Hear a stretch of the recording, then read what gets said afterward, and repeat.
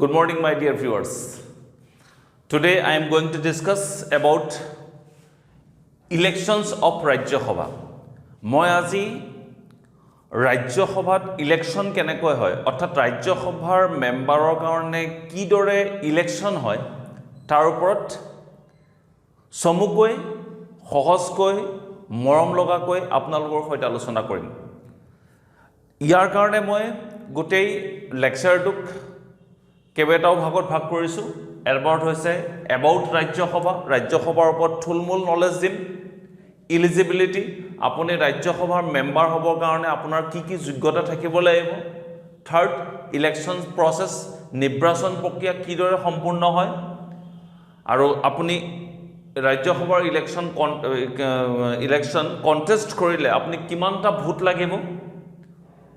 আৰু কাউন্টিং কিদৰে হয় খুব ইন্টাৰেষ্টিং ভিডিওটো খালি শেষলৈকে চাব আৰু যদি আপোনালোকে কম্পিটিশন এক্সামত বহিব বিচাৰিছে তেতিয়া হলে এই ৰাজ্য সভাৰ ওপৰত বেছ কৰি সদায় এটা কুৱেশ্যনছ কম্পিটিশন এক্সামত থাকে তো এতিয়া মই সমুকৈ ৰাজ্য সভা কি হয় আৰু ইয়াত মেম্বাৰৰ সংখ্যা কিমান থাকে মই তো ডিসকাশন কৰি দিছো চাও আমি ভাৰতবৰ্ষত আমাৰ দিল্লীত অৰ্থাৎ ক্যাপিটালত এটা ঘৰ আছে এই ঘৰটোৰ নাম হৈছে সংসদ ভৱন বুলি কয় সংসদ ভৱন হিন্দীত কয় অসমীয়াত কয় সংসদ ভৱন এই সংসদ ভৱনত পৰাই আমি গোটেই দেশখন চলি থাকে অৰ্থাৎ আমি কিদৰে ট্যাক্স দিব লাগিব আমি নতুন কি বিধি আমি পাব পাৰো ল কি এনেকুৱা ইমপ্লিমেন্টেশনস হ'ব চৰকাৰে কি ধৰণে বিভিন্ন ফাইনান্সিয়েল ক্ষেত্ৰত ডিসিশনস ল'ব বিদেশৰ লগত কেন্দ্ৰৰ সম্পূৰ্ণ থাকিব সকলোবোৰ চৰ্চা ক'ত হয় সংসদ ভৱনত হয় এটা সংসদ ভৱনত চমুকৈ বুজক দুটা কোঠালি আছে তাৰে এটা হৈছে লোকসভা বুলি কয় তাক নিম্ন সদন দা আদাৰ ইজ ৰাজ্য সভা তাক আপাৰ উচ্চ সদন বুলি কোৱা হয় আপাৰ হাউস বুলি কোৱা হয় এতিয়া সদায় মনত ৰাখিব ৰাজ্য সভা সদায় পাৰ্মানেন্ট ইয়ে কেতিয়াও ডিজলভ নহয় লোকসভা সদায় টেম্পৰাৰী ই 10 দিনৰ কাৰণে হ'ব পাৰে 5 বছৰ ম্যাক্সিমাম কিন্তু 5 বছৰৰ পিছত সদায় ইলেকশ্যনছ হয় জেনাৰেল ইলেকশ্যনছ হয় 5 বছৰৰ পিছত আকৌ নতুন হয় কিন্তু ৰাজ্য সভাত মেম্বাৰবোৰ চেঞ্জ হৈ থাকে প্ৰায় 2 বছৰৰ পিছত দেখা যায় 1/3 মেম্বাৰ চেঞ্জ হৈ থাকে সো এইখিনিয়ে সিম্পল কৈ ৰাজ্য সভা আপোনালোকে বুজক এতিয়া আহিব এলিজিবিলিটি এটা এলিজিবিলিটি বুলি কবলৈ আপুনি ৰাজ্য সভাৰ মেম্বাৰ হ'ব বিচাৰে নেকি মইতো বিচাৰিয়ে আছো সদায় এটা মই কেতিয়া হওঁ তাকে চিন্তা কৰি আছো এবাৰ যদি মই ৰাজ্য সভাৰ মেম্বাৰ হ'ব পাৰো তেন্তে মই 6 বছৰলৈ মোৰ কোনো প্ৰবলেম নাই মই সংসদত থাকিব পাৰিম দেশৰ বিভিন্ন চৰ্চাত মই ভাগ ল'ব পাৰিম এতিয়া কথাটো হ'ল কি আপোনাৰ গাত এনে কি ধৰণৰ কোৱালিটি থাকিব লাগিব যাৰ ফলত নেকি আপুনি ৰাজ্য সভাৰ মেম্বাৰ হ'ব পাৰে মই তাৰমানে এটা কৈ কেইবাটাও যিকিটা একদম সিম্পল মই সেইকিটা আপোনালোকৰ কাৰণে কৈ দিছো এক নম্বৰতে হ'ল eligibility citizen of India shortcut লিখিছো সিটিজেন অফ ইণ্ডিয়া আপুনি ভাৰতৰ নাগৰিক হ'ব লাগিব নেক্সট 30 ইয়াৰ্স বা ইজুকেল গেটাৰৰ ইকুৱেলেন্ট দিছো তাৰমানে 30 বছৰতকৈ আপুনি কম হ'ব নালাগিব 30 বা 30 বছৰতকৈ আপুনি বেছি হ'ব লাগিব 3 নম্বৰটো হৈছে নো প্ৰফিট পোষ্ট তাৰমানে আপুনি দেশত থকা চৰকাৰৰ অৰ্থাৎ ষ্টেট গভৰ্ণমেণ্টৰ বা সেন্ট্ৰেল গভৰ্ণমেণ্টৰ হক তাত কোনো আপুনি প্ৰফিট হোৱাৰ পদত আপুনি থাকিব নোৱাৰিব তাৰমানে আপুনি সাৰ্ভিস এটসেট্ৰা এবোৰ কৰিব নোৱাৰিব আপুনি এবোৰৰ পৰা ৰিজাইন দিব লাগিব তেতিয়া আপুনি ইলেকশ্যনছ খেলিব পাৰে নেক্সট 4 নম্বৰটো হৈছে আপুনি কোনো ধৰণৰ ক্ৰিমিনাল হ'ব নোৱাৰিব অৰ্থাৎ আপুনি কোনো কেছত 2 বছৰতকৈ অধিক বছৰ জেল খাটা হ'ব নোৱাৰিব এক প্ৰক্লেম ক্ৰিমিনাল ক্ৰিমিনেল বুলিও কোৱা যায় নেক্সট 5 নম্বৰটো হৈছে মগজুৰ কোনো বিকাৰ থাকিব নালাগিব অৰ্থাৎ আপুনি একদম অসমীয়াত ঘৰুৱা অসমীয়াত যদি কওঁ মই আপুনি কোনো ধৰণৰ বিখ্যাত অপৰাধী হ'ব নালাগিব নেক্সট আপুনি মগজুৰ আপোনাৰ বিকাৰ থাকিব নালাগিব নেক্সট আপোনাৰটো প্ৰব্লেম হ'ল এটো ইংৰাজীত কয় আনসাউণ্ড মাইণ্ড বুলিও ক'ব পাৰে আনসাউণ্ড মাইণ্ড আপুনি সুস্থ হ'ব লাগিব আপুনি পাগল হ'ব নোৱাৰিব নেক্সট আৰু এটা হৈছে 6 নম্বৰটো হৈছে আপুনি দেউলিয়া হ'ব নোৱাৰিব অৰ্থাৎ ভিখাৰী হ'ব নোৱাৰিব আপোনাৰ কিছু সংখ্যক হ'লেও টকা পইচা আপোনাৰ থাকিব লাগিব আপোনাৰ যদি এই গুণকেইটা আছে তেতিয়াহ'লে আপুনি নিশ্চিন্তমতে ৰাজ্যসভাৰ ইলেকশ্যন খেলিব পাৰিব এতিয়া নেক্সট মই ডিছকাশ্যনছ কৰিম ইলেকশ্যনছ প্ৰচেছ মই ইলিজিবিলিটি গোটেইকেইটা কৈ দিছোঁ আকৌ গোটেইকেইটা আপোনালোকে মনত ৰাখি ল'ব সেইকেইটাৰ পিছত আহিব আমি জানিব লাগিব ভাৰতীয় সংবিধানৰ 80 নং আৰ্টিকল মনত ৰাখিব চবে আৰ্টিকল 80 ৰাজ্যসভাৰ গঠনৰ ওপৰত বিতংভাৱে ডিছকাশ্যনছ কৰি দিয়া হৈছে আৰু মনত ৰাখিব ভাৰতীয় সংবিধানত ইণ্ডিয়ান কনষ্টিটিউশ্যনত টোটেল মেম্বাৰ হৈছে 250 হৈছে ৰাজ্যসভাৰ মেম্বাৰ ভাৰতীয় সংবিধানত লিখিত আছে 250 হ'ব কিন্তু কথাটো হৈছে কি আৰু এটা কথা এইখিনিতে মই কৈ দিছোঁ ৰাজ্যসভাৰ সিট কিমানটা থাকিব সেইটো সম্পূৰ্ণ ডিপেন্ড কৰে ৰাজ্যসমূহৰ জনসংখ্যাৰ ওপৰত পপুলেশ্যনৰ ওপৰত পপুলেশ্যন যিমান ৰাজ্যসমূহৰ মেম্বাৰৰ সংখ্যা সিমান বেছি হয় কিন্তু এতিয়া বৰ্তমান পিঅ'কে আমাৰ ভাৰতবৰ্ষৰ থকা নাই আকসাই চীন চাইনাৰ আণ্ডাৰত আছে ঠিক তেনেকৈ কেইবাখনো ইউনিয়ন টেৰিটৰিজ জনসংখ্যা বহুত কম গতিকে এট প্ৰেজেণ্ট মই কৈ দিছোঁ মনত ৰাখিব at present member of Rajya Sabha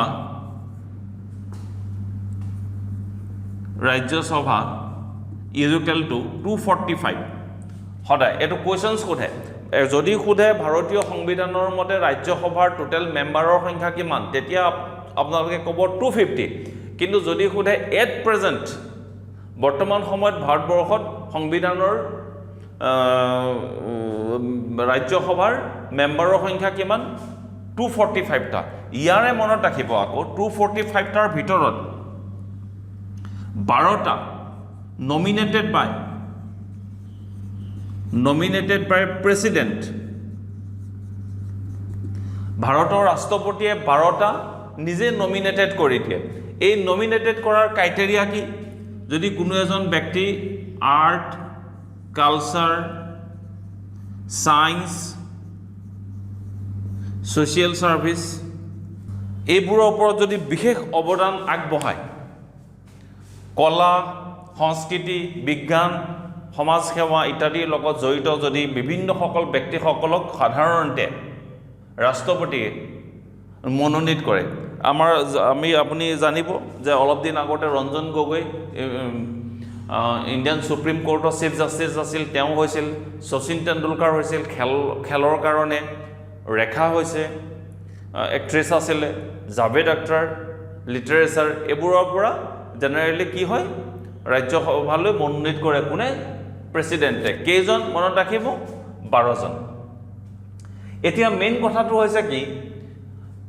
ৰাজ্যসভাৰ মেম্বাৰ সদায় ষ্টেটখনৰ পপুলেশ্যনৰ ওপৰত যেহেতু ডিপেণ্ড কৰে গতিকে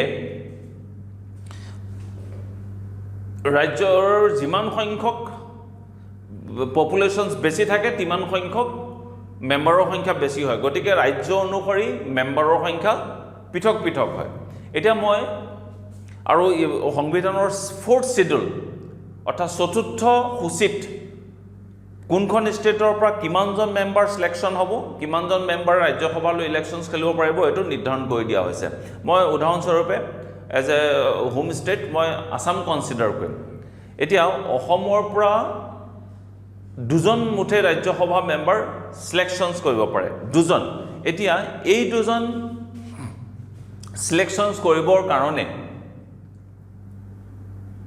তেওঁ কিমানটা ভোট পাব লাগিব তাৰ এটা ফৰ্মুলা আছে মই সেই ফৰ্মুলাটো আপোনালোকৰ কাৰণে দেখাই দিম আৰু পিছত কাউন্টিংটো খুব স্পেশাল কাউন্টিংটোত মই কৈ দিম কেনেকুৱা হয় আৰু সদায় মনত ৰাখিব ইলেকশনস প্ৰসেসটো proportional representation system অৰ্থাৎ সমানুপাতিক অসমীয়াত কয় ৰাখিব proportional representations process সমানুপাতিক প্ৰতিনিধিত্ব পদ্ধতিৰ সহায়ত সিলেকশনস কৰে সদায় আৰু কনসিডাৰ আসাম মই কৈলো কনসিডাৰ আসাম আসামক ললো মই ইমাজিন কৈছো আসাম ষ্টেটটো ইয়াত মেম্বাৰ অফ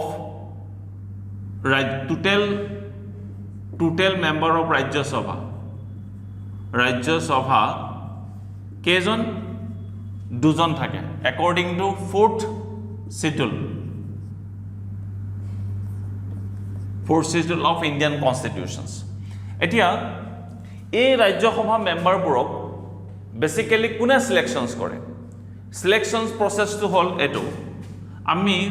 অসমৰ জনসাধাৰণে কাক সিলেকশনস কৰো MLA বুৰে ভোট দিয়ে কাক মেম্বাৰ ভোটাৰ কাক সিলেকশন কৰো ভোটাৰে MLA সিলেকশনস কৰো MLA বুৰে ভোট দি পেলাই ৰাজ্য সভাৰ মেম্বাৰবোৰক সিলেকশনস কৰে অন প্ৰিফাৰেন্স বেসিস অগ্ৰাধিকাৰ পদ্ধতিৰ সহায়ত মই বুজাম আপোনালোকক কি বস্তু অন মই আকৌ লিখি দিছো অন প্ৰিফাৰেন্স বেসিস মানে অগ্ৰাধিকাৰ দি MLA বুৰে ৰাজ্য সভাৰ মেম্বাৰবোৰক অগ্ৰাধিকাৰ প্ৰসেসত বুজিব পাৰি এটো প্ৰিফাৰেন্স বেসিস আৰু এটা কথা জানিবলগীয়া কথা হৈছে কেতিয়াবা আৰু এটা কোৱেশ্চনছ সোধে যে ৰাজ্য সভাৰ যি ইলেকশন হয় এটোটো ব্যালট পেপাৰত হয় ই বন্ধ ব্যালট পেপাৰ যেনেকৈ আমি নৰমালি ভোট দিও কোনেও দেখা নাপায় ওপেন হয় নে বন্ধ হয় কি প্ৰকাৰত হয় সদায় মনত ৰাখিব ৰাজ্য সভাৰ যেটো ইলেকশন হয় প্ৰসেস হয় হেতু limited form of openness limited সদায় ইয়াক কিছু সংখ্যক আংশিক পদ্ধতিৰে ওপেন বুলি ক'ব পাৰি কেলে যেতিয়া ইলেকশন হয় তেতিয়া প্ৰত্যেকটো দলৰ এজন ৰিপ্ৰেজেন্টেটিভ ব্যালট বক্সৰ ওচৰত বহি থাকে MLA এজনে ভোট দি পেলাই তেওঁক দেখাব লাগে ভোটটো তেওঁ কাক দিছে সেই কাৰণে এটো লিমিটেড ফৰ্ম অফ ওপেননেস বুলি কয় কাৰণ সম্পূৰ্ণ ক্লোজ নহয় গোটে বস্তুটো আমি নৰমাল যি প্ৰসেসত ভোট দিও হেতু ইয়াত এপ্লাই নহয় গতিকে এটো দেখাব লাগে কাৰণে ইয়াক লিমিটেড ফৰ্ম অফ ওপেননেস বুলি কয় এতিয়া ক্লিয়াৰ হল মই আসাম কনসিডাৰ কৰিলো অসমৰ ফোৰ্স সংবিধানৰ 4th শিডিউল চতুৰ্থ সূচী মতে ৰাজ্য সভাত কেইজন সিট আছে দুজন এটা সবতকৈ ডাঙৰ কথাটো হল কি যে অসমৰ পৰা ৰাজ্য সভা মেম্বাৰ হ'বৰ কাৰণে এজন ব্যক্তিয়ে কিমানটা ভোট পাব লাগিব বা কিমানটা MLA তেওঁৰ পক্ষে থাকিব লাগিব মই হেতু নিৰ্ধাৰণ কৰি দিছো চাও কিমানটা ভোট পাব লাগিব চাওক সবে জানে অসমত 126টা MLA থাকে 126 MLA আৰু সিট কেটা আছে ৰাজ্য সভাৰ সিট কেটা আছে দুটা তাৰ লগত +1 এটা দিব আৰু টোটাল +1 এটা দি দিব সদায় দিস ইজ দা ফৰ্মুলা এতিয়া আপুনি জি ষ্টেটৰে নহওক প্ৰত্যেকটো ষ্টেটৰে আপুনি যদি MLA ৰ সংখ্যাটো জানে আৰু তাৰ ৰাজ্য সভাত কিমানটা সিট আছে হেতু জানে তেতিয়া হলে এজন ৰাজ্য সভা মেম্বাৰ হ'বৰ কাৰণে তেওঁ প্ৰয়োজনীয় ভোট কিমানটা লাগিব এটো নিৰ্ণয় কৰিব পাৰি so 126/3 + 1 that is 42 + 1 that is 43 তাৰ মানে অসমৰ পৰা ৰাজ্য সভাৰ মেম্বাৰ সিলেকশনস পাবৰ কাৰণে you have to require 43 and greater than 43 টা ভোট বা 43 টাতকৈ বেছি ভোট আপুনি পাব লাগিব মিনিমাম সংখ্যাটো হল 43 টা আকৌ কেতিয়াবা কনফিউজনো হয় চাব এই ৰাজ্য সভা ইলেকশনত MLA এজনৰ ভোটিং পইণ্টটো থাকে কেতিয়াবা এনেকেও কেতিয়াবা ৰিপ্ৰেজেন্ট কৰে MLA ৰ 1 vote is equal to 100 points কেতিয়াবা এনেকেও ৰিপ্ৰেজেন্ট কৰে তেতিয়া হল 43 ক্ৰস 100 তাৰ মানে 4300 পইণ্টস মোৰ থাকিব সবৰে কেতিয়াবা কিছুমান ক্ষেত্ৰত বুজায় এনেকেও বুজায় আপোনালোকে চাব টিভিত MLA এটা ভোটৰ পৰিমাণটো 100 পইণ্টছ বুলি কেতিয়াবা ইমাজিন ধৰি লয় 100 পইণ্টছ মানে 43টা ভোট থাকিব লাগিব তেতিয়াহ'লে তেওঁ কিমান পইণ্টছ হ'ব 43টা পইণ্টছ হ'ব ইমানখিনিলৈ যাব নালাগে আপোনালোকে ভাবি লওক যে ৰাজ্য অসমৰ পৰা ৰাজ্যসভাৰ ইলেকশ্যন জিকিবৰ কাৰণে আপোনাক কিমানটা ভোট লাগিব 43টা ভোট লাগিব এটা সবতকৈ ইন্টাৰেষ্টিং প্ৰসেছটো হ'ল গৈ কাউন্টিংটো কাউন্টিং কেনেকৈ কৰে এটা কাউন্টিংটো মই বুজাই দিছোঁ চাওক সদায় মই অলৰেডি কৈছোঁ যে সম্পূৰ্ণৰূপে ৰাজ্যসভাৰ যিটো ইলেকশ্যনছ থাকে এমএলএবোৰে ভোট দিয়ে এমএলএবোৰ আমি ডাইৰেক্টলি জনসাধাৰণ তাত ইনভলভ নহয় কিন্তু এটা কথা ক'ব গ'লে আমি জনসাধাৰণে ইনভলভ কাৰণ আমি এমএলএবোৰক আমিয়ে চিলেকশ্যনছ কৰি পঠাইছোঁ এতিয়া সাপোজ অসমৰ দুটাল সিট আসামত ললো দুটা সিটৰ কাৰণে 4টা মানুহে ইলেকশ্যনছ খেলিছে এ বি সি ডি 4টা মানুহে ইলেকশ্যনছ খেলিছে তেওঁৰ কাৰণে এনেকৈ বেলট বক্স বনাব ওকে এটা বেলট বক্স বনালে সদায় এমএলএ এজনে ভোটটো কেনেকৈ দিয়ে মই বুজাই দিছোঁ ধৰি লওক এইটো হৈ গ'ল এমএলএ 01 তেওঁ সদায় প্ৰিফাৰেন্স বেচিছত ভোট দিব কাক তেওঁৰ ফাৰ্ষ্ট চইচ কোন ধৰি লওক তেওঁ বিগ দিছে 1 তাৰমানে ফাৰ্ষ্ট চইচ তেওঁৰ কিমান 1 2 3 4 এটা ইয়াৰ মিনিংটো কি চাওক এজন প্ৰথমজন এমএলএ কাক চইচ কৰিছে ৰাজ্যসভাৰ মেম্বাৰ সিলেকশ্যনছ কৰিবৰ কাৰণে বি মানুহজনক ফাৰ্ষ্ট চইচ দিছে সি টু সেকেন্ড এ টু